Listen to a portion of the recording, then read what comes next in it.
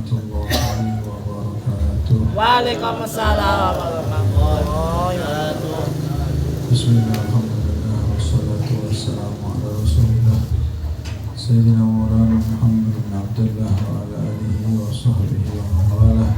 Allahumma salli wa sallim ala Sayyidina Muhammadin al-Fatih lima ughliq wal-khatimi lima sabaq ناصر الحق بالحق والهادي إلى صراطك المستقيم وعلى آله وصحبه وقدره ومقداره العظيم.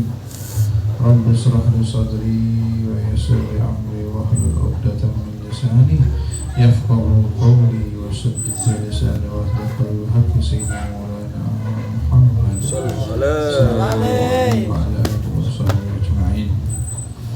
حضرة المحترمين para ulama, para alim, khusus Sahibul Bail Ustaz Sulaiman dan para jemaah Majelis Dalailul Khairat, mudah-mudahan Allah Subhanahu wa Ta'ala senantiasa mengumpulkan kita di dalam majelis-majelis kebaikan, selalu dinaungi rahmat dan hidayah dari Allah Subhanahu wa Ta'ala, sehingga kita bisa tetap istiqamah untuk bersalawat kepada Muhammad sallallahu alaihi wasallam, selalu mendekatkan diri kita kepada Allah Subhanahu wa Ta'ala dengan perantara Nabi kita Muhammad sallallahu alaihi wasallam.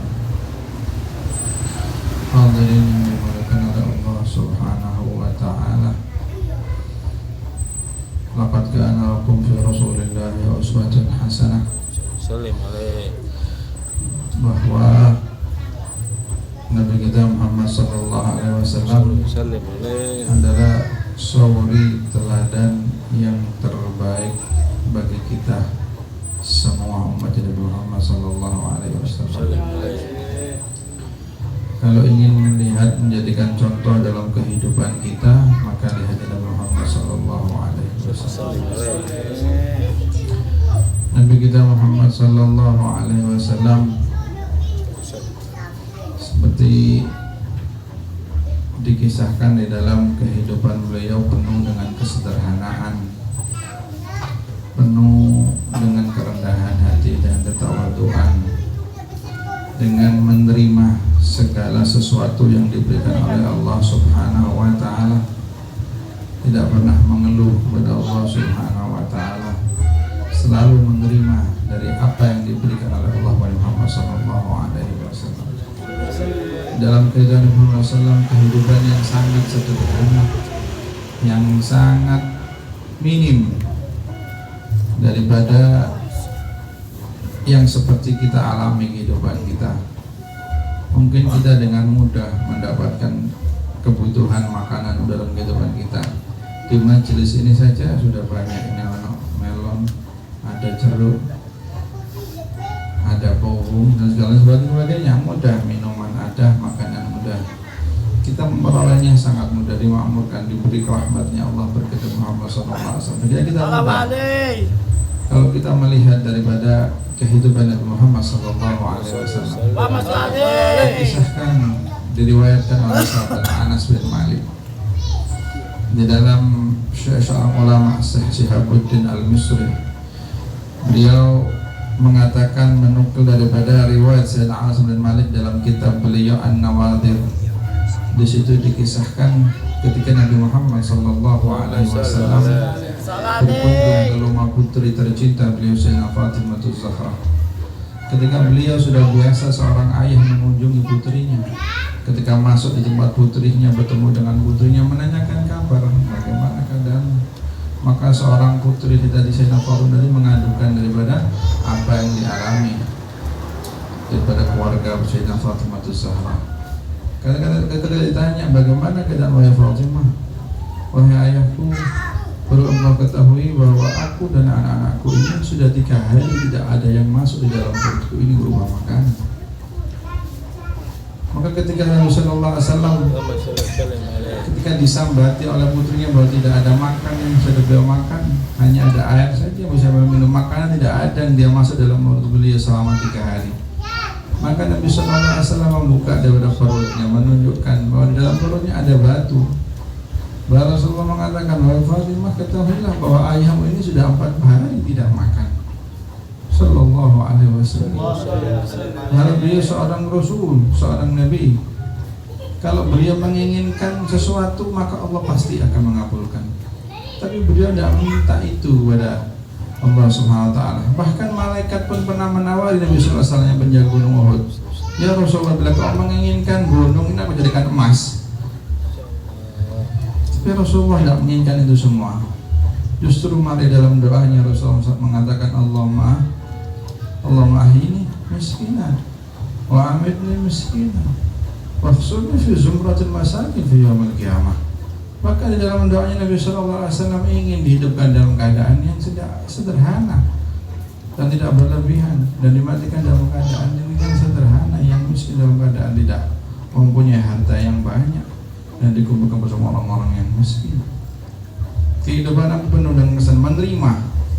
Kalau kita kan ditawari, tadi emas ya iya, wis apa wis. Kate ngenteni wis.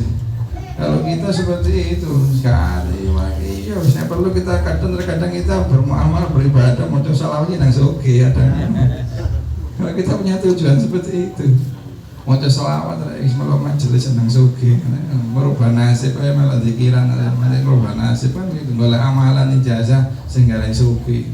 Itu kita. Nabi SAW tidak mengharapkan itu. Nabi SAW hanya memerlukan ridha dari Allah SWT dan kebaikan untuk umatnya, tidak mengharapkan untuk pribadinya. Makanya dikatakan khairun nas anfa'uhun nas, mengharapkan kemanfaatan bagi yang lain, bukan untuk diri Muhammad SAW. Sehingga Nabi tidak minta itu semua, tidak mintakan dunia, tidak mintakan harta. Bahkan Nabi SAW mengatakan ad-dunya mal'unun wa ma fiha. Nabi mengatakan dunia itu suatu hal yang dilaknat. Gak ada senangnya Nabi dilaknat oleh Nabi sallallahu alaihi wasallam. Wa ma fiha, apa di dalamnya kecuali illa dzikrullah, kecuali orang yang berzikir kepada Allah, aw alimun aw muta'allimun, atau orang-orang yang pulang ajar dan orang yang belajar. Itu yang disenangi oleh Muhammad sallallahu alaihi wasallam. Maka Nabi memisahkan daripada hal-hal dunia ini. Lebih menyebutkan dirinya dengan beribadah kepada Allah SWT, lebih mementingkan urusan akhirat daripada urusan dunianya, lebih mengutamakan urusan perjuangannya untuk syiarnya agamanya Allah daripada kebutuhan Nabi Sallallahu Alaihi Wasallam. Suatu hal yang bisa mendekatkan diri kepada Allah, maka Nabi itu yang diutamakan oleh Nabi Sallallahu Alaihi Wasallam. Bukan urusan materi, dunia, pekerjaan, tidak. Nabi mengutamakan Allah dan Rasulnya. Bahkan Nabi mampu kalau mau diberi oleh Allah SWT semua itu. Tapi Nabi tidak menginginkan itu. Nah ini Nabi ini kan suri tauladan bagi kita. Soalnya kita kalau mengajak pada Nabi Sallallahu Alaihi Wasallam, Nabi kayak gini gitu banyak. Dan kita seorang Muslim mengamalkan apa yang diamalkan Nabi Sallallahu Alaihi Wasallam, mencontoh. Maka dari itu Nabi Sallallahu Alaihi Wasallam tidak pernah ngoyo dalam mengurusi urusan dunia. Tidak usah dikhawatirkan yang berurusan dengan urusan dunia ma'isyah kita. Orang itu sederhana, biasa. Tidak pernah mereka terlalu memikirkan mojo urusan dunia, tidak. Apakah Nabi tidak berusaha? Tidak berusaha, Nabi juga bekerja. Ketika disambati oleh putrinya dalam keadaan yang tidak ada itu, Nabi keluar daripada rumah putrinya memikirkan, ya Allah iya, Sayyidina Hasan, Sayyidina Husain ini kisah masih kecil-kecil, belum makan, dalam 3 hari tidak ada yang dimakan. Maka Nabi SAW keluar berjalan memikirkan itu. Mulai rezeki 3 mencukupi kebutuhan daripada cucunya untuk dimakan. Maka Nabi SAW berjalan ketika itu sampai di ujung perbatasan keluar kota Madinah. Berjalan Nabi SAW berikhtiar keluar daripada rumah. Kalau kita kan enggak, kalau itu melunggu jangan mata ruku di sini ya. Ya enggak seperti itu, wis moco sing akeh selawat ngaji ya. Enggak. Nabi bisa keluar ikhtiar, diperintahkan sunnatullah ikhtiar, kita keluar rumah jalan mencari rezeki yang diridhai oleh Allah SWT. Wa ijmalu bit talab, dan perbaikilah, indahkanlah dalam engkau mengais rezeki itu dengan cara yang halal, dengan cara yang baik. Maka Nabi keluar dari rumahnya berjalan sampai di akhir perbatasan kota Madinah, bertemu dengan seorang badui yang sedang bekerja mengangsu daripada air tadi itu untuk kebutuhan peternaknya, untuk kebutuhan hewan ternaknya. Maka Nabi SAW mengatakan pada Badui itu, adakah pekerjaan untukku? Nabi ini seorang Badui, ini seorang yang keluar dari rumah, ini seorang kafir yang tidak mengenal Nabi SAW. Karo, iya ada kalau kau mau. Ini ambil air ngangsu. Satu timbangan bayarannya 3 butir kurma. Ya apa? Kanjeng Nabi ngangsu dibayari 3 butir kurma. Sederhananya Nabi Muhammad SAW. Ngangsu ya wis, tidak apa-apa kata Nabi. Aku ngangsu wis, ambil air 1 gelangsuan dibayar 3 kali kurma. Angsuan pertama diminta sama Nabi kurmanya, dibayarnya dulu karena belum makan. Dimakan kan ngangsu mana nih kisian ini?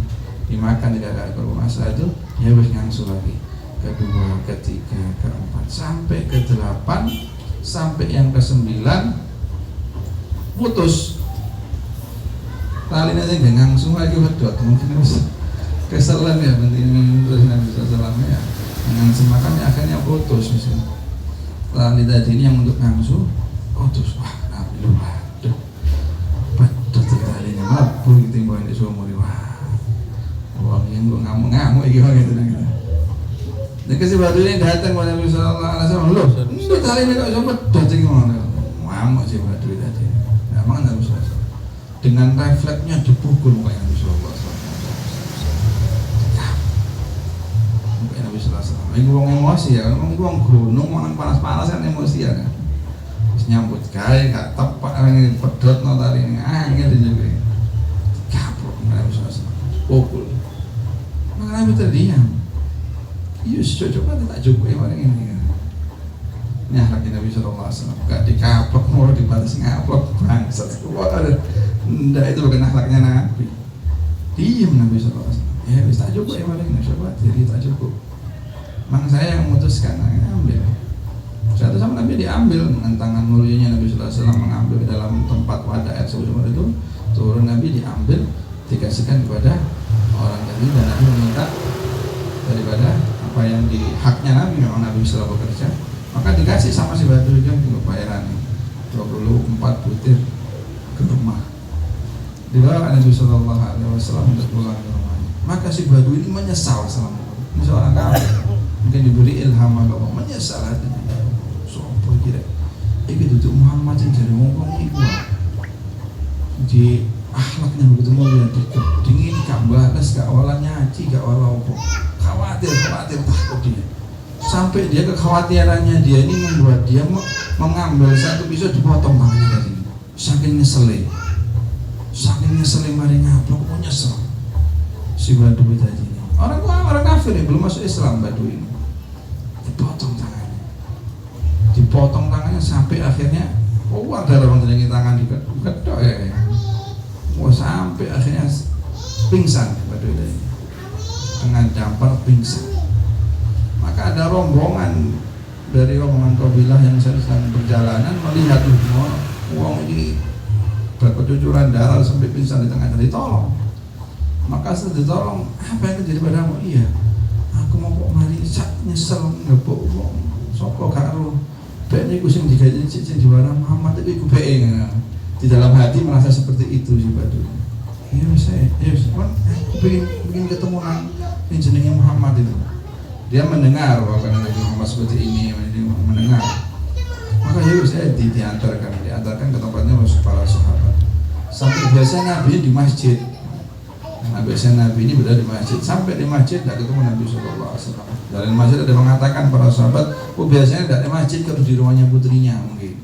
Sayyidah Fatimah. Saya antarkan kita ke sana. Nabi dalam perjalanan pulang sampai ke depan rumah putrinya, rumah Sayyidah Fatimah. Maka masuk Nabi Sallallahu Alaihi Wasallam menghampiri kedua cucu beliau dan dipanggil oleh Sayyidina Hasan dan Sayyidina Husain. Sayyidina Hasan berada di pangkuan Nabi di sebelah kanan, ditaruh di sebelah kanan, duduk di sebelah kanan Sayyidina Hasan. Sayyidina Husain duduk di pangkuan Nabi yang sebelah kiri, kedua cucu tercinta Nabi Muhammad Sallallahu Alaihi Wasallam. Maka diberikan kurma itu sangat senang, ada cilik memberi kaman berandi dimakan cucu Nabi Sallallahu Alaihi Wasallam dengan senang. Kedua cucu Nabi Sallallahu Alaihi Wasallam. Setelah dalam proses makan dari ini tidak lama sampai ini rombongan dari ini mengetuk. Maka Sayyidah Fatimah diperintahkan Nabi SAW, siapa yang mengetuk pintu ibaratnya, coba engkau lihat oleh Fatimah siapa yang ada di depan ini. Maka dilihat oleh Fatimah, tidak langsung buka ini ya, dijaga kehormatannya daripada putri Nabi SAW. Oh, ini ada sahabat-sahabatnya Nabi yang mencari Nabi SAW, dan ada seorang yang berkecucuran yang tangannya terputus. Maka dilaporkan sama Sayyidah Fatimah, Rasulullah lihat begini. Oh ya wis, tak keluar sebentar lagi. Ternyata keluar Nabi SAW, keluar menemui si Badui tadi itu. Dan ketika bertemu dengan tadi itu, maka si Badui minta maaf. Wahai, aku nggak mengetahui kalau engkau adalah Muhammad Rasulullah. Aku menyesal telah melakukan telah memukulmu tadi ini, maka maafkanlah aku. Maka kata Rasulullah, masuklah engkau dalam agama Islam, engkau akan selamat, dan engkau akan selamat daripada adabnya Allah Subhanahu wa Ta'ala.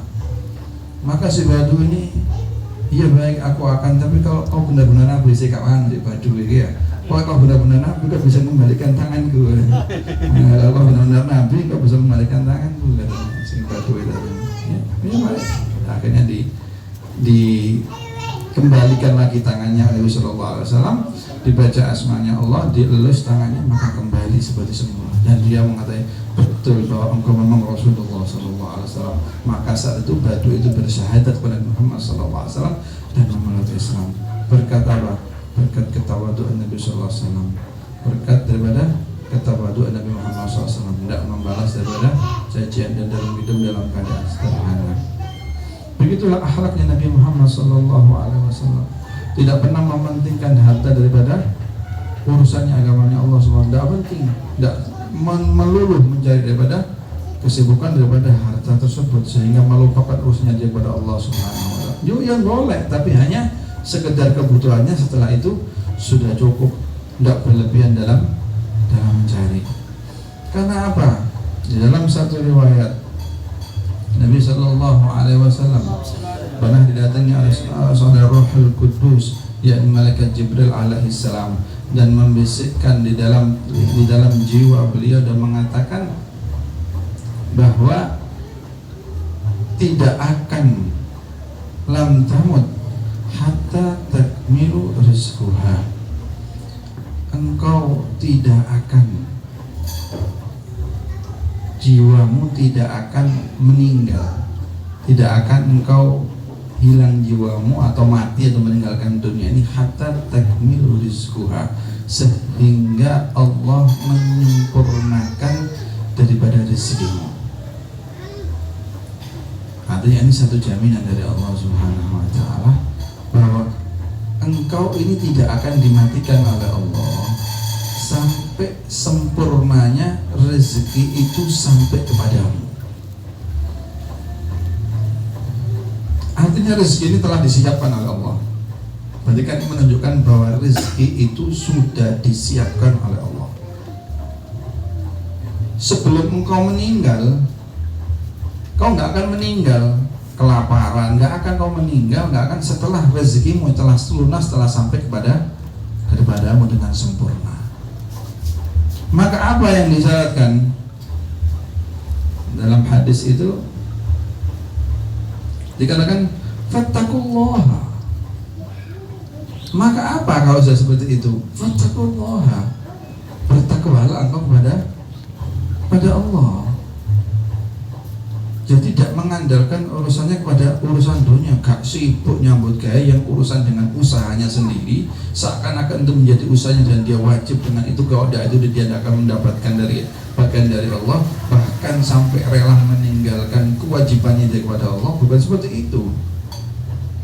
Kalau seperti itu akhirnya menyalahi aturannya Allah Subhanahu wa Ta'ala, tidak menjadi orang yang bertakwa.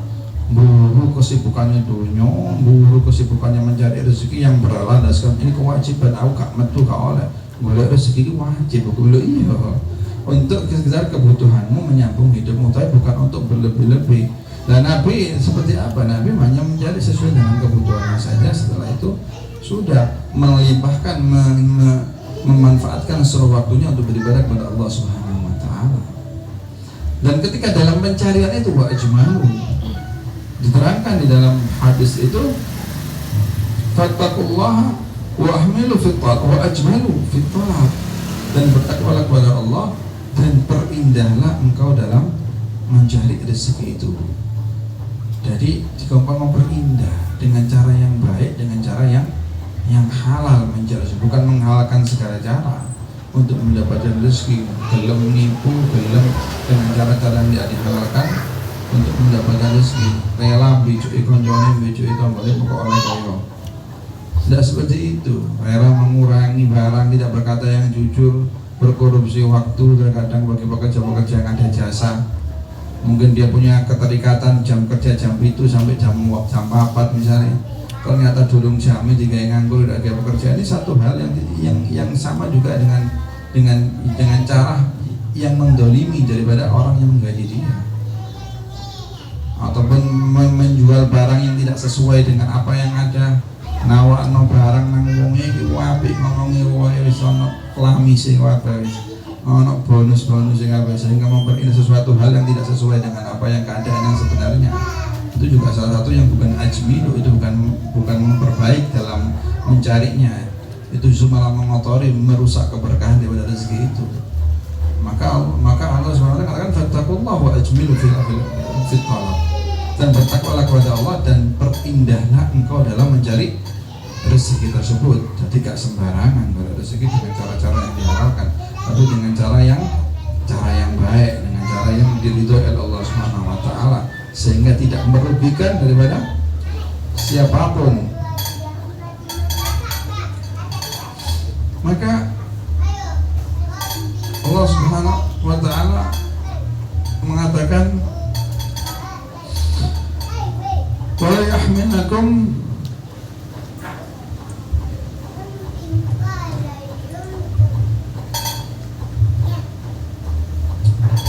istata'a rizqa an tatlubuhu bima'asillahi fa inna allaha la yudhiku ma indahu illa bi ta'atih. Maka Allah SWT mengatakan jangan sampai tertundanya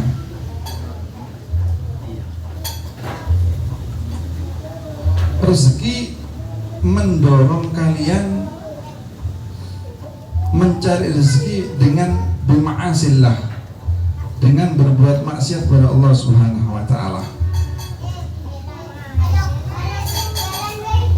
Karena fa inna Allah la yudhiku ma inda illa bi ta'atih. Karena sesungguhnya Allah tidak akan memberikan haknya, memberikan rezeki yang dia beri kecuali illa bi ta'atih, kecuali dengan taat kepada Allah Subhanahu wa taala. Jadi jangan kita ini terburu-buru, ibaratnya kesusu ingin cepat-cepat oleh rezeki, ingin cepat-cepat oleh duit wakil, ingin cepat-cepat suki nih badannya, dengan menghalalkan segala cara. Jalur kono jalur sini sing gak halal dilakoni ku ape pokoknya suki. Kadang ana prinsip wong sakniki gini ya, golek sing halal ae soro, golek sing haram ae soro, pemain sing halal. Iki kata-kata ini harus dihilangkan nih. Golek sing haram ae soro, golek sing halal. Nah seperti itu. Ketika engkau jangan tergesa-gesa dalam jalan sesuai, golek sing biasa, sing santai, nanti akan diberi oleh Allah SWT. Gak usah gosong ngoyo-ngoyo sehingga engkau melupakan kewajiban Allah. Wahai sembahyang, wahai dipanggil oleh Allah, wahai beribadah lali, wis sembahyang, wahai kita menyambut gawe, kita kata kita lakoni, tidak mendapatkan bukan seperti itu.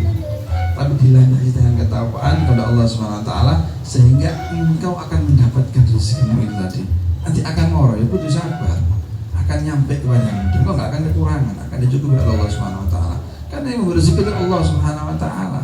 Ketika engkau melandasi dalam pencarianmu dengan ketakwaan kepada Allah dan memperbagus dalam engkau pencariannya sesuai dengan rambu-rambu yang ditetapkan oleh Allah, maka engkau akan mendapatkan yang terbaik. Dan rezeki itu akan membawa kebaikan di dalam kehidupanmu, keberkahan di dalamnya, anak jadi anak yang saleh, dalam keadaan yang baik, dan semuanya itu akan membuat dampak positif dalam keluarga. Ketika rezeki didapatkan dengan cara yang baik. Dan itulah yang dijelaskan oleh Muhammad SAW kepada kita. Nabi SAW tidak boleh dengan cara-cara yang dilakukan, dengan cara yang baik, mengolah dengan poros keringatnya Nabi SAW, dengan bekerja dengan cara yang baik, tidak mau mengurangi, bertanggung jawab dengan pekerjaannya. Kalau memang salah disalahkan, Nabi menerima, tidak membalas dengan cacat. Begitulah seharusnya kita meniru Muhammad SAW agar kita selalu mendapatkan ridho dari Allah Subhanahu wa ta'ala. Maka kita nggak usah khawatir dengan rezeki yang telah ditentukan oleh Allah Subhanahu wa Ta'ala, bahwa rezeki itu akan sampai kepada kita dengan cara yang baik dalam mencarinya, dan tidak akan keliru, tidak akan salah alamat. Nggak mungkin salah alamat karena nang tonggo, nggak mungkin. Ini rezeki ini sampai pasti itu kepada sampean dengan cara yang baik ketika engkau mencarinya, sehingga datangnya rezeki itu kepadamu dengan datang yang terbaik, sehingga manfaatnya memberikan manfaat kebaikan bagi kita dan keluarga kita. Mudah-mudahan kita bisa meniru dan meneladani Nabi kita Muhammad sallallahu alaihi wasallam dalam setiap kehidupan beliau, dan mudah-mudahan kita memberikan keberkahan, dan kita harapkan kita berikan syafaat dari Nabi Muhammad sallallahu alaihi wasallam. Subhanakallahumma wa bihamdika wa astaghfiruka wa atubu ilaik.